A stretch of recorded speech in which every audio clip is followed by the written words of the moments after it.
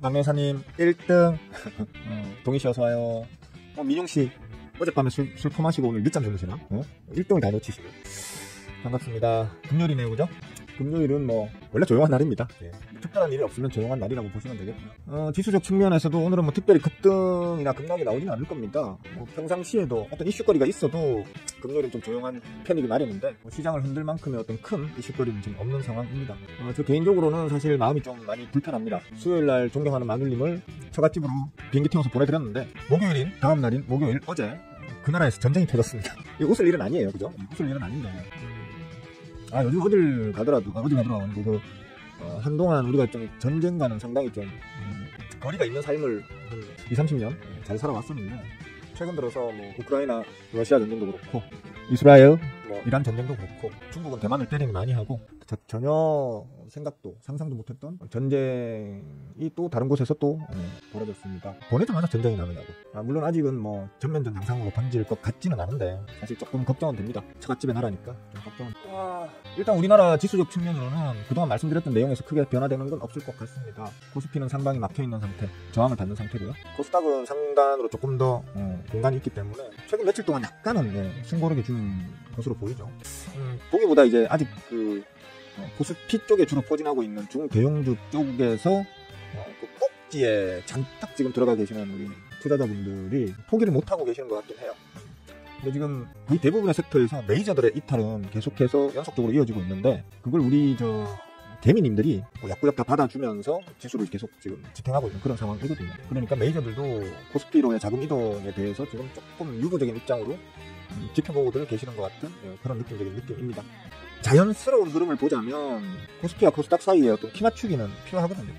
코스피가 제자리를 지키면서 코스닥이 거기까지 올라가주든 아니면 코스피가 코스닥 자리까지 내려와주든 그게 아니면 코스피와 코스닥이 코스피는 좀 내려주고 코스닥은 좀 올라주면서 키 맞추기를 하든 그런 장세가 벌어지는 게 아주 자연스러운 시기라고 저는 보고 있는데 코스닥은 조금씩 지금 없는 힘 쥐어짜내는 느낌으로 이제 조금씩 이제 고점을 올리고 있고 코스피는 자기자리를 계속해서 좀 지키고 있는 상황이죠. 그래서 생각보다는 코스피 쪽 중대형주의 어떤 장세가 상당히 잘 버티는 강한 장세구나라는 걸 새삼 실감하고는 있습니다. 어쨌거나 오늘은 좀 조용할 것으로 보고요.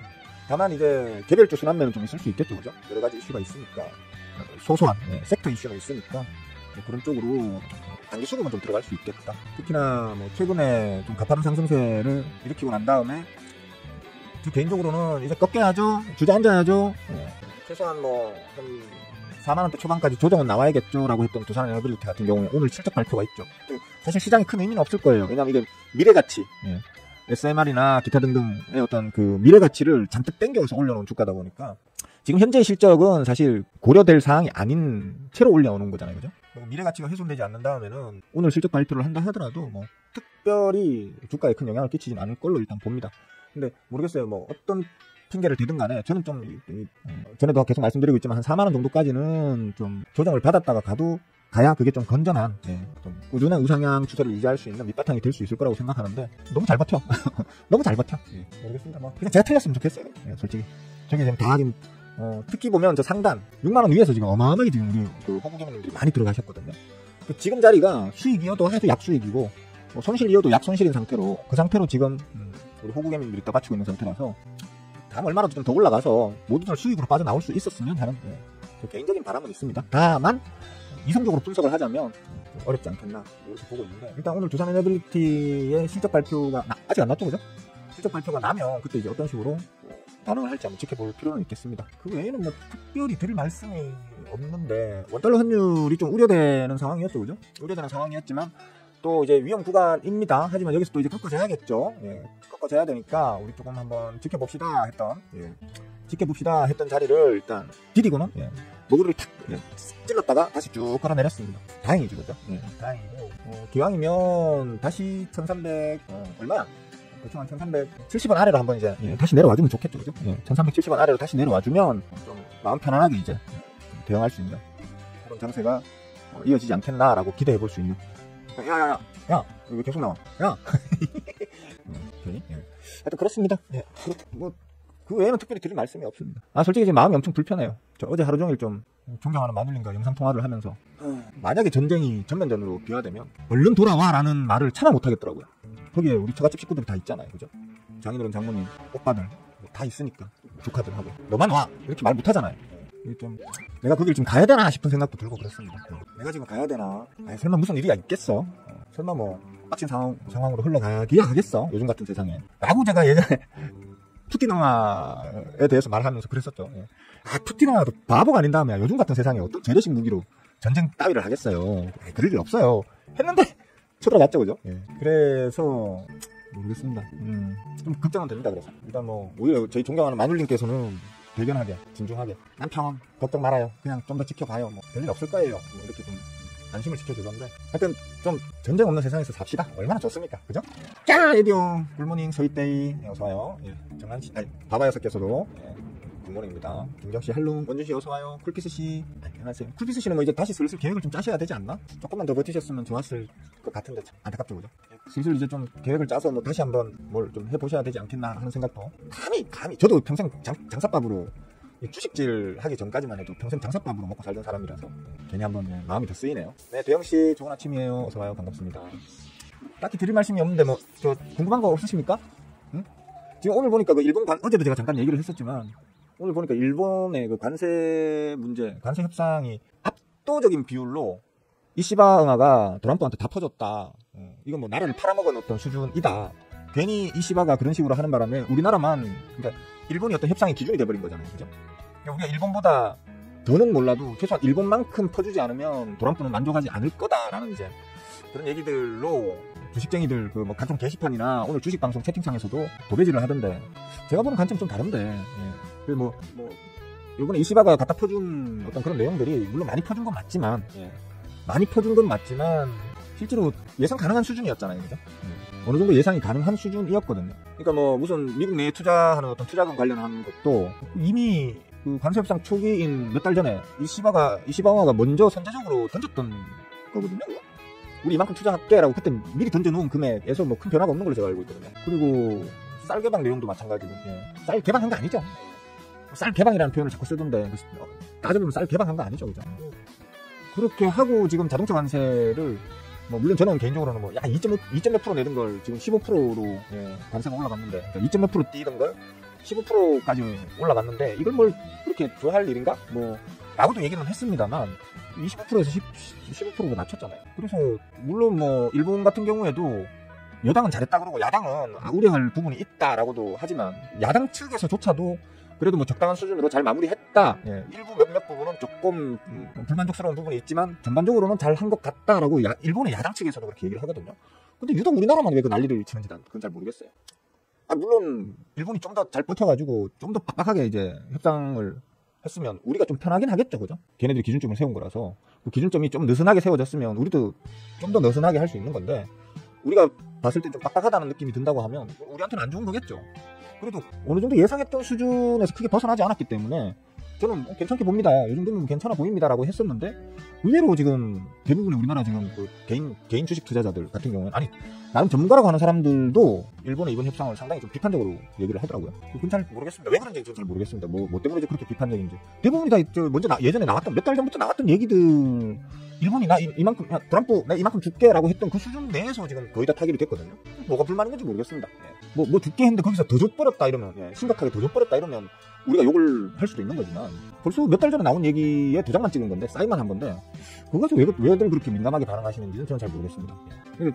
몇 달 전에 나온 얘기를 모르면 또 오해할 수 있겠죠, 그죠? 오해할 수는 있을 거예요. 이미 몇 달 전에 얼마 퍼줄게, 뭐 해줄게라고 그 이시방어가 먼저 선제적으로 얘기했었다라는 걸 모르고 이번 그 발표를 협상 발표를 들었으면 다 퍼줬네 이렇게 생각할 수도 있을 것 같긴 해요. 별로 그렇게 안 퍼준 것 같은데. 우려했던 것보다는 그렇게 많이 퍼준 건 아닌 것 같은데 비교적 잘한 것 같은데 제가 봐도 그 일본 야당에서도 그냥 비교적 잘했네. 이시방어가 뭐 적당히 잘 땜빵했네 뭐 이런 평이 일본 야당에서도 나오고 있는데 왜 우리가 그렇게까지 부정적으로 보는지 잘 모르겠어요. 뭐 이유가 있겠죠, 그죠? 이유가 있겠죠. 그좀 되죠. 그러면 툴피스 씨하고 저하고 어쨌든 간에 인연이 지금 몇 년입니까, 그죠? 좀 되죠. 장사하시면서도 제가 야간에 그 라이브 하고 이러면 들어와서 보고 이렇게 하셨었는데 좀 되지. 이거 자세히 알아보세요, 김경씨. 제가 간단하게 말씀드리면 그냥 투자하면 못 돌려받는다 이렇게 단순하게 볼 수 있는 게 아니고요. 투자를 할 때 미국과 일본이, 그러니까 일본의 전체적인 투자 자금은 이제 결정되어 있지만 어느 분야에 투자할 것인지는 미국이 결정하는 건 맞아요. 다만 투자할 때 일본만 투자하는 게 아니고, 일본 돈만 들어가는 게 아니고 미국 돈도 같이 들어가요. 그러면 미국이 어떤 사안에서는 일본 돈이 90% 들어가고 미국 돈이 10% 들어가서 이익이 났을 때는 90%를 일본이 먹을 수 있고 미국은 10%만 먹을 수 있는 사업 분야도 있고요. 반대로 최고 어떤 사업 분야, 진짜 돈이 될 것 같은 그런 사업 분야에는 미국이 90% 자금이 투입되고 일본 돈이 10%만 투입되는 사업 분야도 있을 거 아니에요. 그러면 수익이 나면 그중에 90%를 최고 90%를 미국이 빼먹어 갈 수 있는 거예요. 그러니까 일본이 투자한 모든 일본 돈으로 투자한 모든 사업 분야에서 90%를 미국이 다 빼가는 게 아니고요. 예. 그런 계약 내용이 아니고요. 공동으로 투자하되 미국과 일본이 반반 들어가는 투자 분야도 있을 거고, 그죠? 그럼 반반씩 먹는 거예요, 이익금을. 근데 어느 분야는 미국이 90% 들어갈 수도 들어가고 일본이 10%만 들어갈 수도 있고, 그런 경우에는 미국이 90%를 빼갈 수 있고요. 또 그 반대의 경우도 있는 거예요. 그렇기 때문에 일본은 투자를 그만큼 했는데 10%밖에 못 먹고 90%를 다 미국에 뺏기는 건 잘못된 생각이라 잘못된 얘기라니까요, 그게. 물론 제가 잘못 알고 있는 걸 수도 있는데 제가 알아본 바로는 그래요. 사업 분야 한 군데에다가 왕창 다 박는 게 아니고 여러 사업 분야, 좋은 구찌가 있어 보이는 사업 분야에 골고루 이제 집어넣는데, 어떤 분야에는 미국이 최대 90%까지도 들어갈 수 있고 일본이 10%만 들어갈 수도 있는 거예요. 그럼 일본이 10%만 들어간 분야에서는 10%만 먹는 거고요. 예, 먹는 거고, 반대로 일본이 90% 들어가고 미국이 10%만 들어간 사업 분야에서는 미국이 10%만 수익금을 받아가는 거고 배당을 받아가는 거고 일본이 90%를 받아오는 거예요. 아마 뭐 상식적으로 생각해봐도 주로 이제 미국 내에 있는 일본 기업들에게 일본의 자금이 가장 많이 투입이 되겠죠, 그죠? 그럼 그런 쪽에서는 수익이 나면 일본이 많이 가져오는 거예요. 다만 미국 내에 있는 미국의 어떤 기업과 관련되는 어떤 사업 분야, 그쪽은 미국이 훨씬 더 자금 투입이 많이 될 거고 일본이 자금 투입이 적게 되겠죠? 그러면 미국이 예를 들어 뭐 이론적으로는 90%까지 미국 기업에 투입이 됐다고 하면, 아니면 미국의 사업 분야에 투입됐다고 하면 당연히 미국이 90%를 들고 오는 거예요, 그게. 아주 자연스러운 거예요. 왜 자꾸 90% 얘기가 나오냐면 트럼프가 자기 그 SNS에다가 일본한테 이거는 아주 무슨 크게 뺏어냈다 그래가지고 걔네들 투자했는데 우리 미국이 한 90%까지 수익을 갖다가 우리가 확정받아 배당받을 수 있다 라는 식으로 자기 블러핑을 한 거예요. 그래. 내가 이만큼 지금 잘하고 있어, 내가 이만큼 강도시설 잘하고 있어, 이게 다 미국의 이익이야, 난 일 잘하지 라고 블러핑 치는 거거든요. 그걸 고지고대로 믿으면 안 되는데 사람들이 그냥 90%라는 그 글자만 보는 거예요. 이번에 지금 5천억 불인가요? 5천억 불인가? 금액도 뭐 어차피 의미가 없으니까 뭐 얼마면 어떻습니까, 그죠? 그만큼을 투자하는데 그걸 사업 하나에다 투자한다고 사람들이 착각하는 게 문제예요. 그 돈을 쪼개가지고 진짜 수십 개 분야에 아마 들어갈 거예요. 수십 개 분야 혹은 수십 개 기업에 들어갈 거란 말이에요. 그럼 어떤 분야, 어떤 기업에는 일본 지분이 많을 수 있고 미국 지분이 적을 수 있고, 어떤 분야는 그 반대의 경우가 있을 수 있겠죠, 그죠? 그러면 미국의 지분이 최대 90%까지 나오는 어떤 그 사업 분야가 있다고 하면 그 분야에 있으면 당연히 미국이 90%를 빼가는 거예요, 나중에. 예. 일본이 90%, 주로 이제 일본의 그 뭡니까 파이가 큰 부분이 어디겠습니까? 당연히 미국 내에 있는 일본 기업들이겠죠. 특히나 요번에 지금 관세협상에서 어느 정도 좀 괜찮은 자리를 좀 선점한 부분이 자동차란 말이에요. 그래서 일본 자동차들이 지금 막 고공행진하는 거예요, 지금. 일본의 자동차의 어떤 시설이라든지 신기술 개발이라든지 여러 가지 측면, 그런 쪽에 일본 정부의 돈이 더 많이 투입될 거고, 그럼 배당도 더 많이 받아가는 거예요, 투자에 대해서. 어느 사업부든 어느 뭐 거기에서든 미국의 자금이 최고 90% 들어갈 수 있고 일본이 10% 들어갈 수 있고, 그 어떤 한계선을 트럼프가 말을 한 거지. 모든 부분에서. 그러면 예를 들어 일본이 5천억을 갖다 받는다고 하면 자기들이 90%를 빼가려고 그러면 4조 5천억 불을 저거가 박아야 돼요, 미국이. 미국이 4조 5천억 불을 박아야지 걔네 트럼프가 90%를 빼가고 일본은 10%만 가져가는 거예요.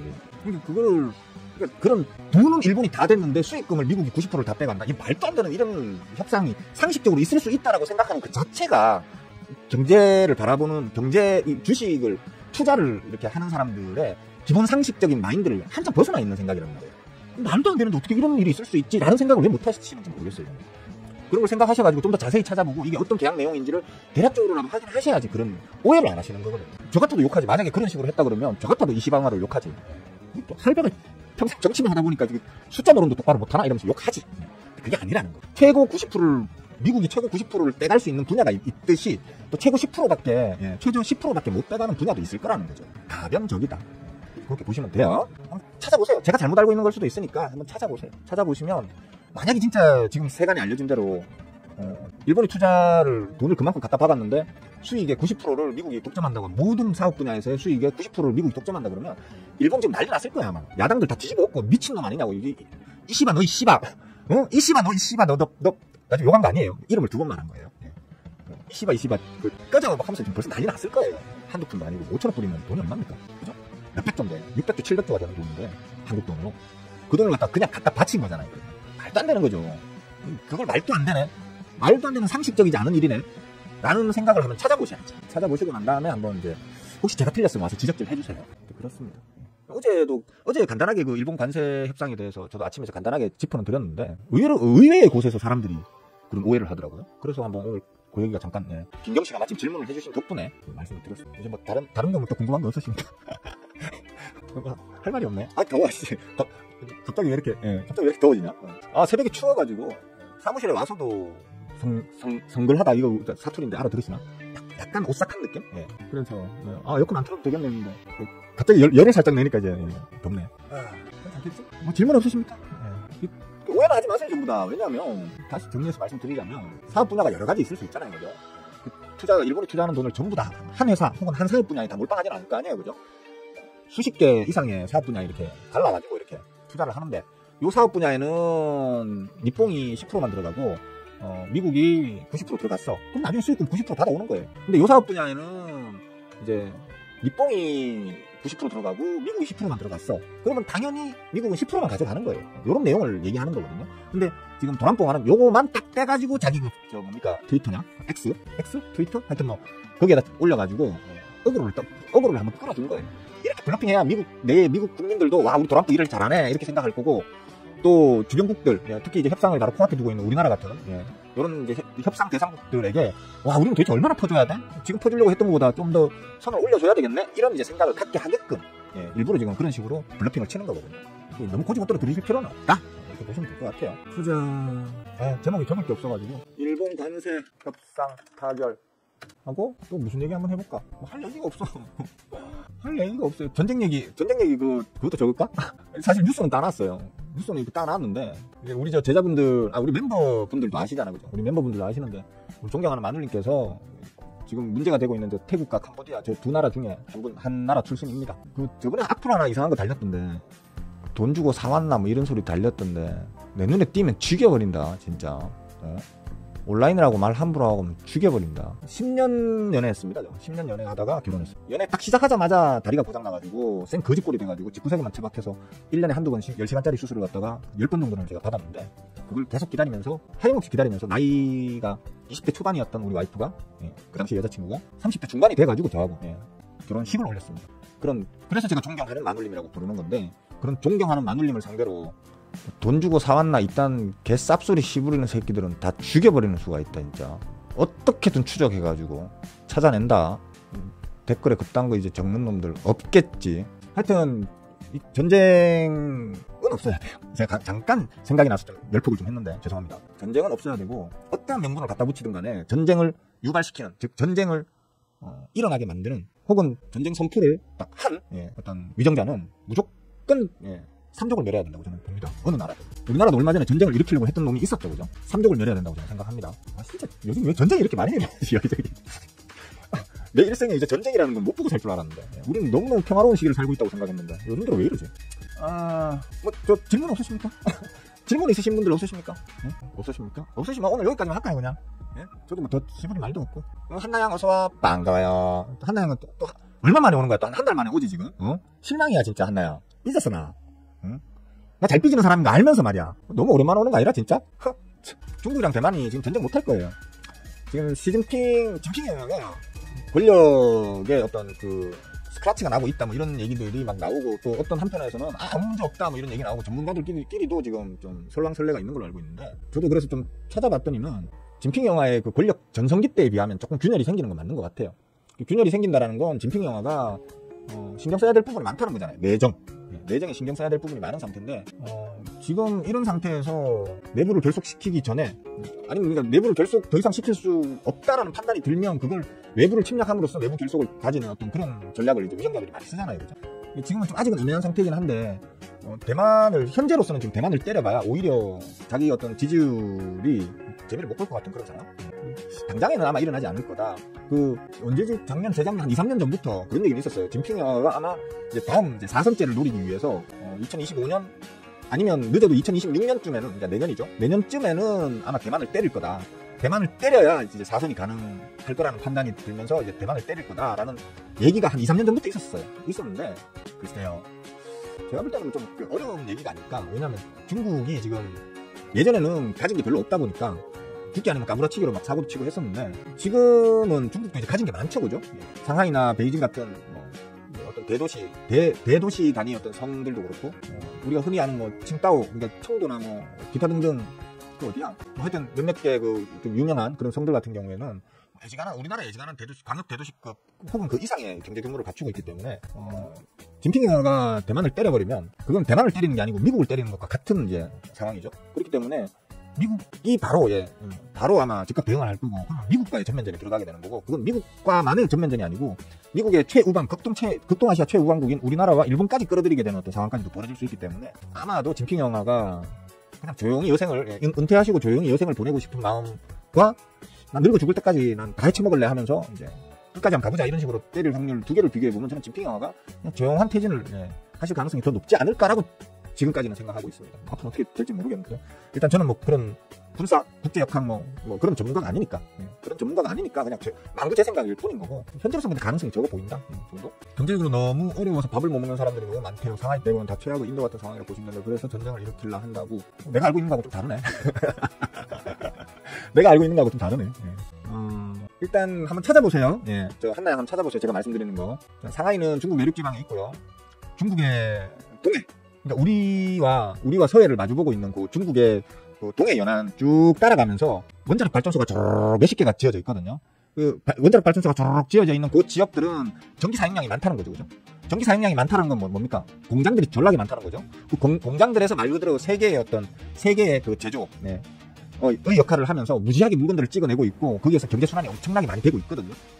그러니까 어떤 하이레벨 단위의 어떤 경제 중심지는 상하이를 보통 생각을 하지만, 그 상하이는 전체 중국 특히 중국의 중국 기준의 동해 연안에 발전되어 있는 어떤 중공업 도시들, 중정공업 도시들의 제조 기반 중정공업 도시들의 어떤 그 성장성을 집결시켜 가지고 결과로 나타내는 곳이 상하이라고 보시면 되는 거거든요.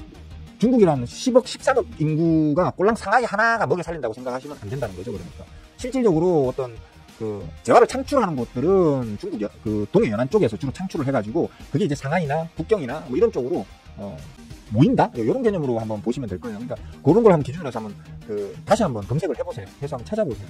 중국이 상하이 빼고는 다 굶어 죽는다, 뭐 이런 것들은 어디 우리나라 극우 유튜버들이나 할 법한 얘기죠, 그죠? 그 상하이 물론 큰 성이긴 합니다만, 큰 도시이긴 합니다만, 그 도시 하나가 13억 인구를 다 먹여 살리고 전 세계 GDP 2위를 만들어낼 정도의 그런 정도의 규모는 아니거든요.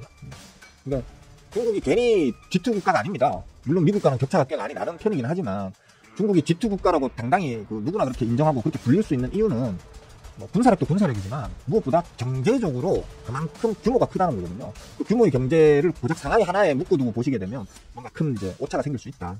실제와는 다른 오차가 생길 수 있으니까 좀 전체적인 부분을 다시 한번 알아보시면 좋을 것 같아요.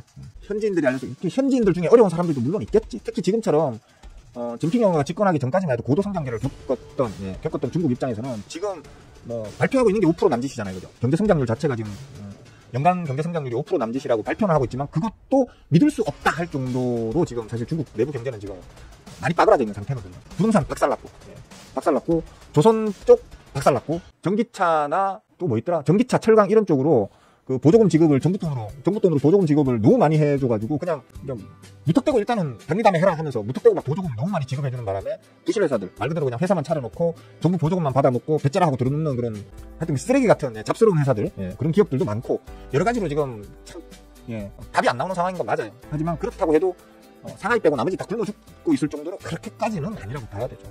만약에 그랬으면 벌써 봉기 일어났죠. 굶어 죽니 뭐 까짓거 총 맞아 죽자 이러면서 민중봉기 일어나도 벌써 일어났겠죠, 그죠? 그러니까 너무 조금 매우 안 좋다는 건 맞아요. 지금 중국이 진짜 경기가 안 좋다는 건 저도 뭐 여기저기에서 찾아보고 또 전해 듣고 한 게 있어가지고 맞긴 맞는데, 그거 보면 알아요. 이번 그 코로나 직전까지만 하더라도 중국이 1대1로라는 그 미명하에 전 세계로 자금을 어마어마하게 뿌렸어요. 특히 뭐 동남아나 특히 이제 아프리카 쪽 이런 쪽으로, 아니면 동유럽 쪽 이런 쪽으로 막 어마어마하게 자금을 뿌렸었거든요. 그걸 지금 어떻게든 회수하려고 난립니다. 지금 회수하려고 날리고 지금 추가 투자 이런 것들은 꿈도 못 꾸고 있는 그런 상황이거든요. 그러니까 그만큼 중국이 힘든 상황이라는 건 맞아요. 맞는데 그렇다고 해서 방금 말했듯이 밥을 못 먹는 사람이 너무 많다 할 정도는, 물론 인구가 13억이니까 그중에 절반이 밥을 못 먹는다 그러면 그래도 한 6억 7억 되잖아. 6억 7억이면 대한민국 10몇 배 되는 사람들이 지금 밥을 굶는다는 거니까 그렇게 보면 좀 심각한 거 맞지. 맞는데 그렇다고 그렇게까지 우리 뭐 옛날에 보릿고개 넘어가던 어떤 그런 시절처럼 그런 상황까지는 아니다. 그리고 중국이 고도 성장기 때 막 그 성장률 막 10몇 % 찍고 이럴 때 있잖아요. 그때에도 중국 저 외곽 쪽 그 시골에 사는 사람들은 다 굶고 그랬어요. 고도 성장기 때도. 우리나라도 왜 지금처럼 잘 산다 하더라도 길바닥에 누워 자는 사람들 있잖아. 간혹 가다가. 그죠? 먹고 살려고 생존형 범죄라고 하나? 그걸 뭐라 하지? 생계형 범죄. 생계형 범죄 저지르는 사람들 있어요. 우리나라도 굶어 죽는 사람 있어요. 처지나 아니면 경제적인 여건을 비관해가지고 자살하는 사람들도 많이 나옵니다. 지금 뭐 매스컴을 일일이 안 타서 그렇지 그런 사람들 한 달에도 몇 명씩 있을 거예요 아마. 그러니까 그 아주 일부를 좀 침소봉대해가지고 너무 크게 이렇게 해석하는 건 투자자로서 올바른 시각은 아니다. 이렇게 말씀드리고 싶어요. 그렇다고 하더라고요. 많이 빠져나가 있다 하더라고요. 그럼에도 불구하고 돌아가는 것도 잘 돌아가요. 미국에서 왜 그 도란프가 아마존 쳐 때리고 그러니까 소비자를 대상으로 그 일반 소비재 판매하는 그런 기업들을 자꾸 제재하고 때리려고 하겠습니까? 중국 물건이 캐나다며 멕시코며 베트남이며 이런 나라들을 우회해가지고 중국 물건이 다 들어가는 거예요. 그쪽으로 다 들어가니까 그 우회에서 들어가는 그 물건들 때문에 중국이 계속해서 연명하는 걸 도란프가 알기 때문에 그거 끊으려고 관세전쟁 시작하자마자 제일 먼저 때린 게 캐나다고 멕시코잖아요. 돌아가요. 지금 그러니까 어느 나라에나 경기가 좀 안 좋아지고 이러면 우리나라도 지금 얼마나 지금 자영업자들 많이 망해 자빠졌고 제 친구도 자빠지고 얼마나 많은 기업들이 망해 자빠지고 있습니까, 그죠? 그렇다고 해도 한국은 그쪽으로 돌아가잖아요. 그렇처럼 중국도 많이 망해 자빠진 건 맞아요. 맞지만 그래도 돌아간다니까. 우리 주변에 보면 중국산 제품이 많아요. 이거 제가 이거 다리 빙신이다 보니까 한 번씩 안 마야 되거든. 이거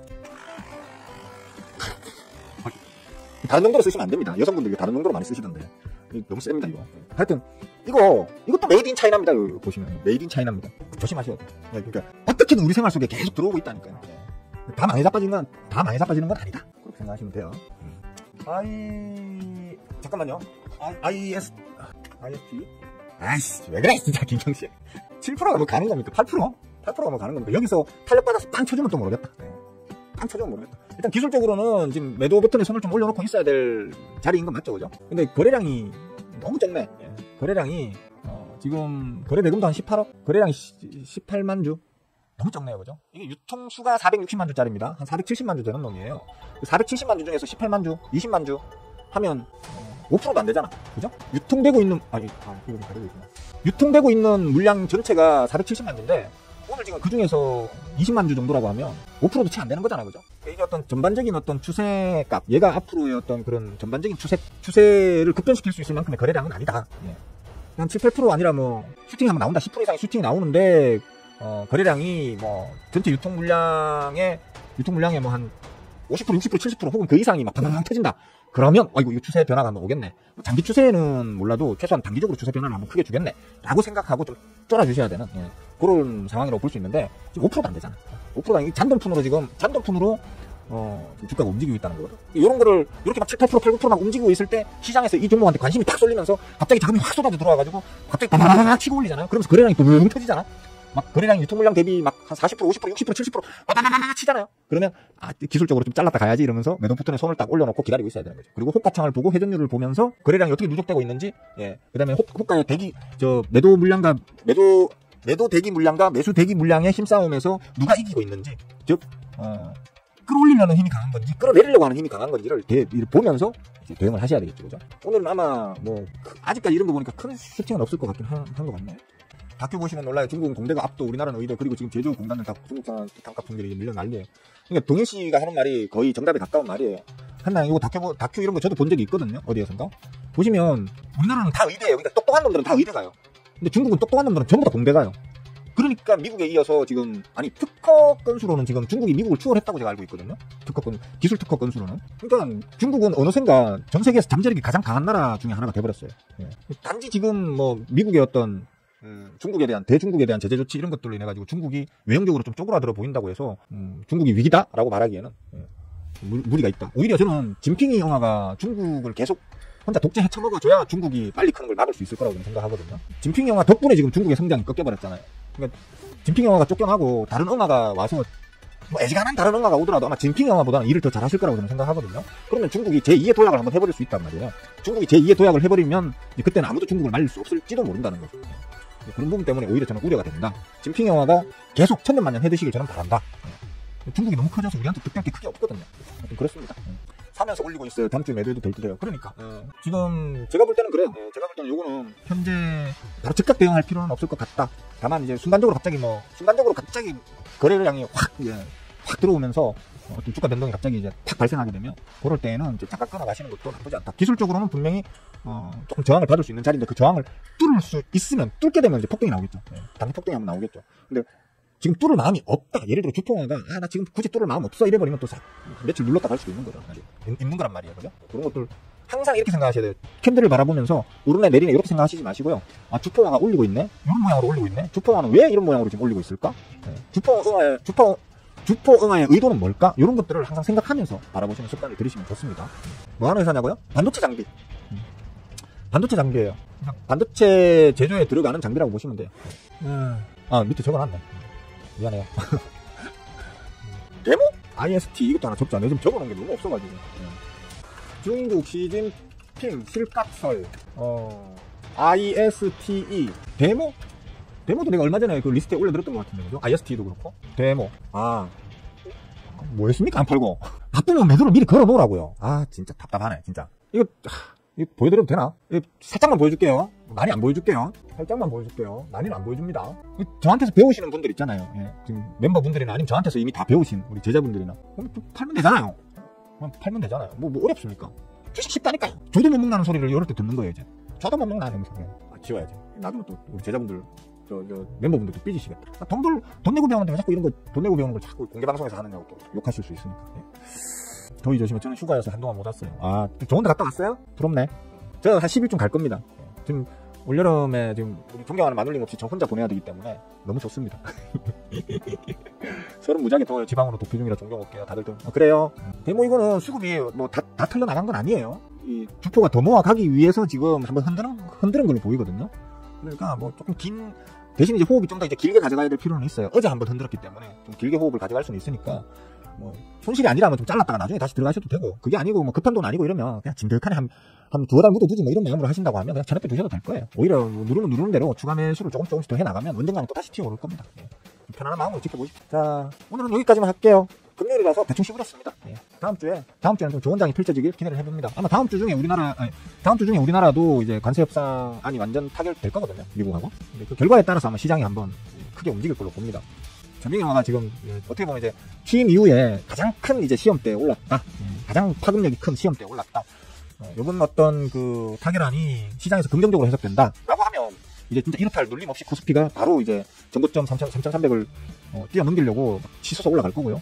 만약에 이제 반대의 결과가 나온다면 눌림을 좀 줄 것이다 라는 게 그 정도의 어떤 생각을 가지고 한번 지켜보시면 될 것 같습니다. 자, 여기까지만 합시다. 자, 수고들 하셨고요. 즐거운 주말, 건강한 주말 보내시길 바랍니다. 바닷가에 가시더라도 너무 깊이는 들어가지 마시고, 특히 저 갯벌 체험하러 가시는 분들, 서해안 쪽에 갯벌 체험 가시는 분들 꼭 1년에 몇 명씩은 꼭 그 갯벌에서 놀다가 썰물에 폭 잠기셔가지고, 하여튼 그렇게 가족들을 슬프게 하시죠, 그죠? 그런 일 없도록 조심하시고. 그리고 연인과 같이 섬에 들어갈 때는 마지막 배편 시간을 꼭 잘 확인하시고, 타려고 확인하시라는 게 아니고 안 타기 위해서 확인하시라는 얘기입니다. 자, 그럼 여기까지 모두들 수고하셨습니다. 빠잉!